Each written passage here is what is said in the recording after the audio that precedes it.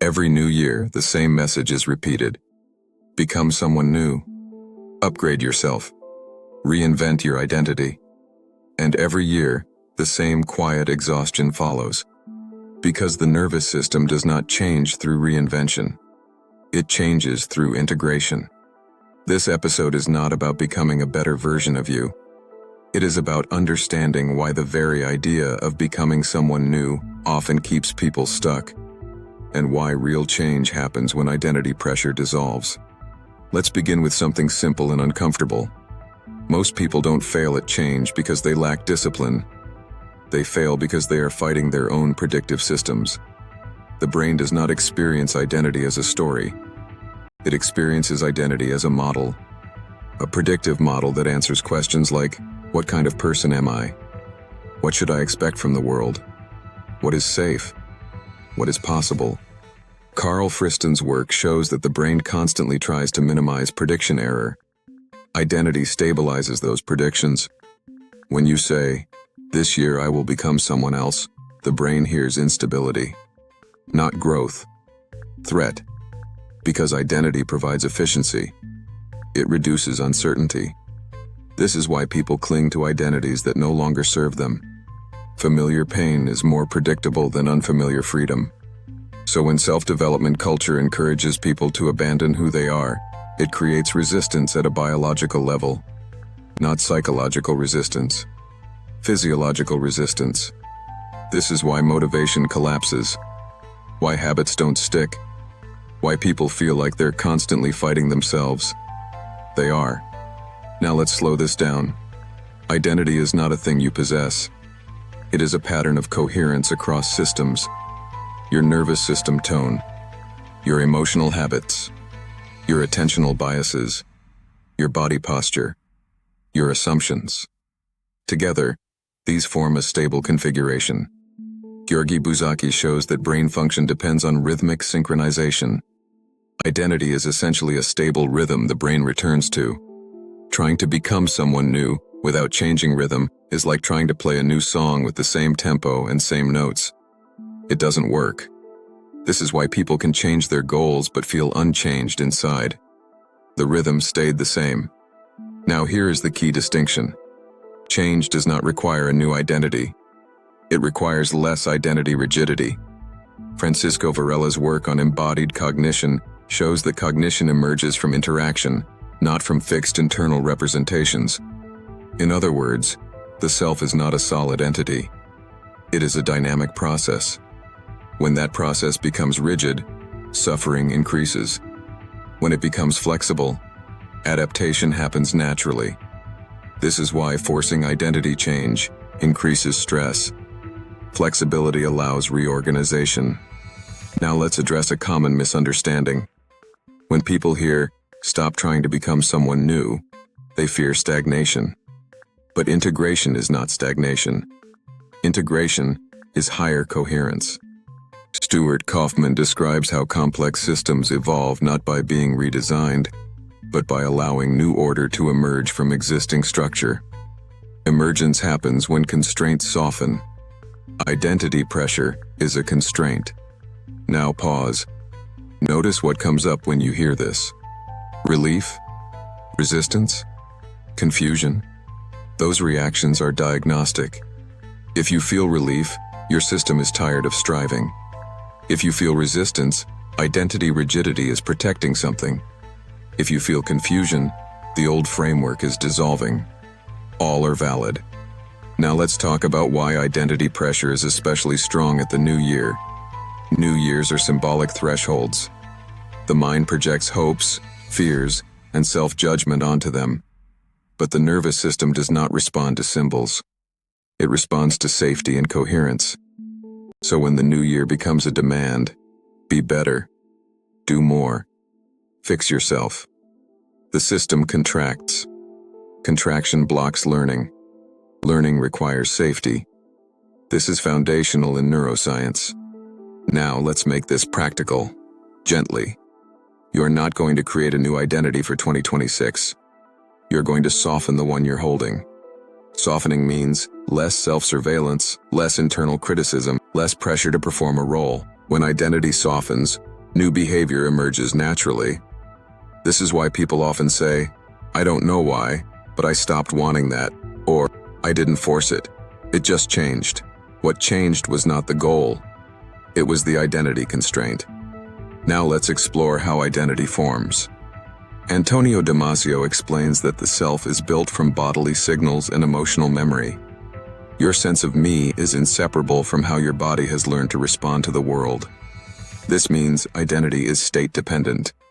Change the state, and identity reorganizes. Force identity, and the state resists. This is why episodes 1 and 2 mattered. You changed how you relate to time.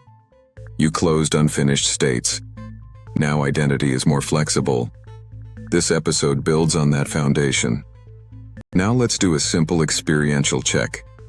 Without trying to answer verbally, notice this question internally. Who am I trying to be in the new year? Just notice the feeling that comes with it. Is there pressure? Expectation? Comparison? That feeling is not motivation. It is load. Now notice a different question. What happens if I don't need to become anyone? Again, just notice. Often the body responds before the mind does. A sigh, a softening, a pause. That is integration beginning. This is not giving up. This is releasing unnecessary effort. Now here is the critical insight. Most people think identity change drives behavior. But behavior often changes when identity pressure drops. This is why healing often precedes success. When the system is no longer fighting itself, energy frees up. Now let's anchor this in quantum language, carefully and responsibly. In quantum systems, outcomes are constrained by the state, but the state itself is shaped by boundary conditions. Identity is a boundary condition. When identity rigidifies, the range of possible outcomes narrows. When identity softens, probability space widens. You don't need to define who you will be.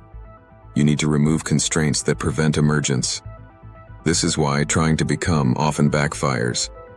It adds constraints. Now before we go further, a brief note. If this episode is resonating, take a moment to like the video and subscribe. This channel exists for people who want depth, not shortcuts. You'll also find the books informing this episode linked below through Amazon, if you want to explore these ideas directly from the scientists and thinkers referenced here. Now let's continue. The next step is not action. It is permission. Permission to stop rehearsing a future self. Permission to stop measuring yourself against an imagined standard. Permission to be incomplete. Incomplete systems are flexible systems. Rigid systems break. This is not a metaphor. It is how complex systems behave. Now notice something subtle. When identity pressure drops, curiosity increases. Curiosity is a sign of safety. Curiosity allows learning. Learning allows change. This is the sequence. Not ambition, not force. Now let's prepare for the next phase. In the following part, we will move deeper into the neuroscience of integration, explore how disowned parts maintain identity rigidity, introduce a gentle identity softening process, explain how coherent action emerges without forcing, and anchor a way of entering the new year without self-pressure. For now, pause. Let this land. You are not failing because you haven't become someone new. You may be stuck because you've been trying. If you've stayed with this episode so far, something important may already be happening. Not excitement, not motivation. Space. A loosening of the internal pressure that usually accompanies ideas of change. That is not passivity. That is regulation. And regulation is where real transformation begins. Now let's go deeper into why integration, not reinvention, is the mechanism of change. Most identity change attempts fail because they assume something is wrong with who you are. That assumption creates a split. One part of you becomes the project manager, another part becomes the problem. This internal split consumes energy. The nervous system reads this as conflict, and conflict reduces coherence. David Bohm warned that fragmentation, not limitation, is the primary source of human suffering. When the self fragments into who I am versus who I should be, coherence collapses.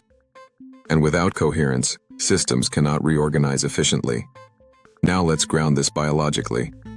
Carl Friston's free energy principle shows that the brain minimizes surprise by maintaining stable internal models. Identity is one of those models. When you attack the identity model directly, the system defends it, not because it is true, but because it is familiar. This is why people cling to outdated self-concepts even when they consciously want change. The defense is not psychological stubbornness. It is biological self-preservation. So instead of dismantling identity, we soften it. Softening does not threaten survival. It allows flexibility. Now let's clarify what integration actually means.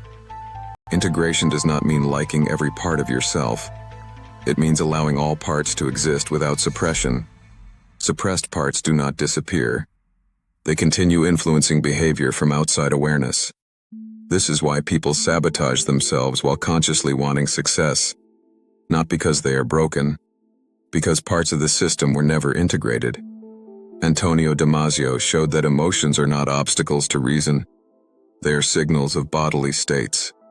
When emotional signals are ignored or suppressed, decision-making deteriorates. This is why hyper-rational identity change often fails. It ignores the body. Francisco Varela's work reminds us that cognition is embodied. The self is not in the head. It is distributed across sensation, movement, emotion, and interaction. This means identity change must involve the whole system. Now let's do something practical, but subtle. This is not an exercise you do. It is a way of relating. Bring to mind a part of yourself you've been trying to outgrow, not eliminate. Outgrow. Maybe it's fear, procrastination, neediness, overthinking, control. Notice how you usually relate to it. Judgment, impatience, embarrassment. That attitude is identity pressure. Now try something different. Internally say, "You make sense," not because you like the behavior, but because the part exists for a reason. This single sentence often creates an immediate physiological shift. Why? Because the nervous system relaxes when it is not under attack. Now notice what happens. Often the part softens, not disappears. Softens. Softening is integration. This is how identity reorganizes, not through force, but through inclusion. Carl Jung hinted at this long before neuroscience could explain it. What is not integrated becomes fate. But now we know why.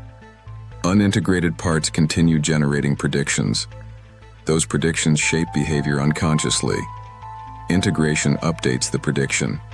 Now let's talk about action. Many people worry that without identity pressure they won't act.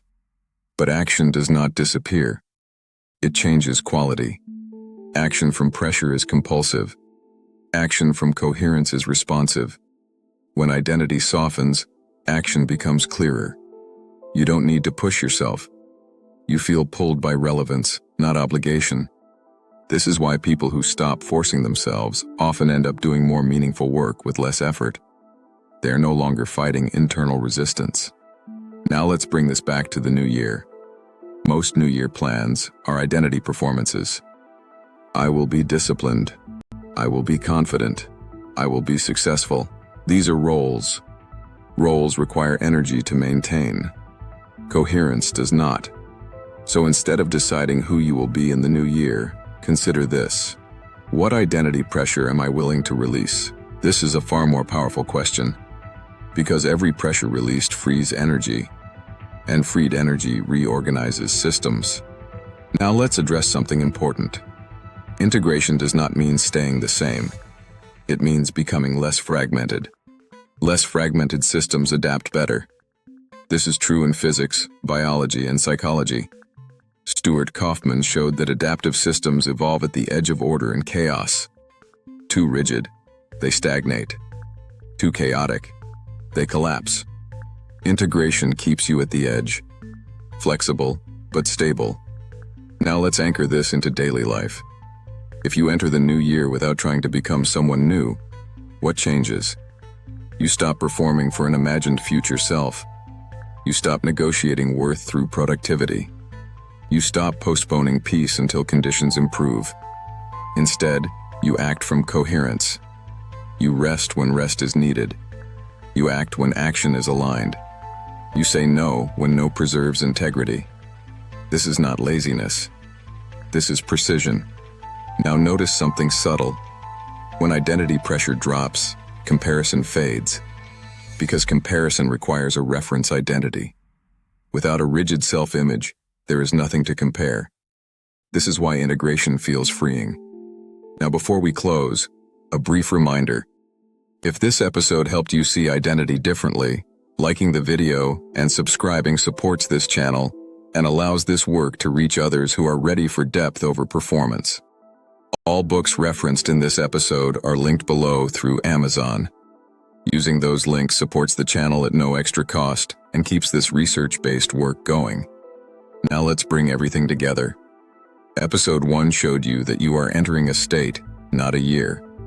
Episode 2 helped you close unfinished states and open space.